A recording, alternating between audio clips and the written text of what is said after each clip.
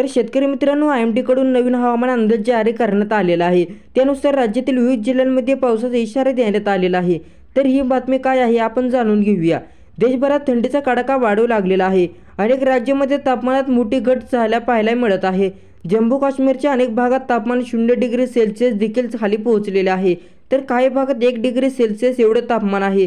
उत्तरेकडील राज्यामध्ये दाट धुक्याचा अंदाज हवामान विभागाकडून वर्तवण्यात आलेला आहे। भारतीय हवामान विभाग IMD ने वर्तवलेल्या अंदाजानुसार पुढील 4 ते 5 दिवस देशातील अनेक भागात तापमानाचाही कोणताही बदल होण्याची शक्यता नाही। मात्र त्यानंतर भारताच्या उत्तरेकडील राज्य मध्य प्रदेश आणि महाराष्ट्रामध्ये तापमानात घट होऊन थंडी वाढण्याची शक्यता आहे।